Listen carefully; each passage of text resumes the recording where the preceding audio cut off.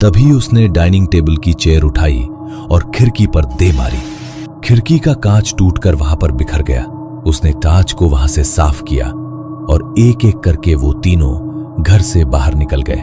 मानव के पापा गांव में एक तांत्रिक को जानते थे। वो बिना देर किए उनके स्थान पर पहुंचे तो वो अब काफी बूढ़े हो चुके थे। अरे बलराज, तू यहाँ पर क्यों लौट कर आया है? तू यहाँ, और ये लड़का कौन है? ये मेरा बेटा है बाबा। बहुत बड़ी गलती हो गई हमसे। हवेली का वो दरवाजा खोल दिया मेरे बेटे ने। क्या? ये क्या किया तूने? अनर्थ, घोर अनर्थ।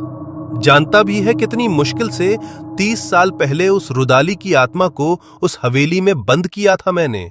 मना किया था तुम लोगों को कि कभी उसके दरवाजे खुलने नहीं चाहिए, वरना वो तुम्हारे पूरे परिवार को खत्म कर देगी। जानता हूं बाबा, लेकिन मेरे बेटे से ये सब अनजाने में हो गया।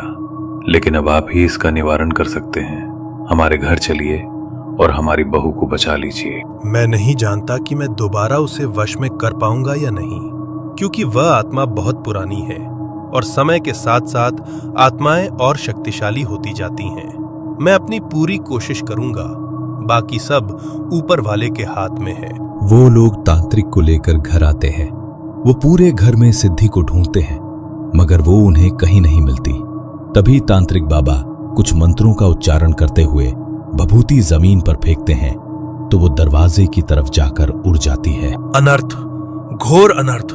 वो इस घर में नहीं है, यहां से भाग गई है और वो किसी भी समय उस लड़की को मार सकती है। हमें जल्द से जल्द उसे ढूंढना होगा। मगर हम उसे ढूंढेंगे कहाँ? वो इतने बड़े गांव में कहां पर छुपी है?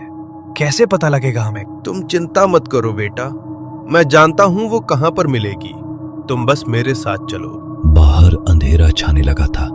वो लोग उसे ढूंढते ढूंढते गांव के पुराने बरगद के पेड़ के पास पहुंचे तो वहां उन्हें कुछ अजीब सी आवाज सुनाई दी। उन्होंने पेड़ के नीचे देखा तो सिद्धि वहां पर एक बिल्ली को चबा चबा कर खा रही थी और उसका पूरा मुंह उसके खून से सुन चुका था। सिद्धि की नजरें जैसे ही उनके ऊपर पड़ी और उसने तांत्रिक बाबा को देखा तो वह वहां से भागने लगी।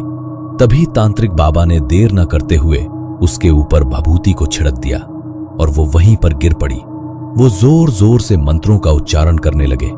मंत्रों की आवाज से सिद्धि के शरीर में उस आत्मा को तकलीफ होने लगी।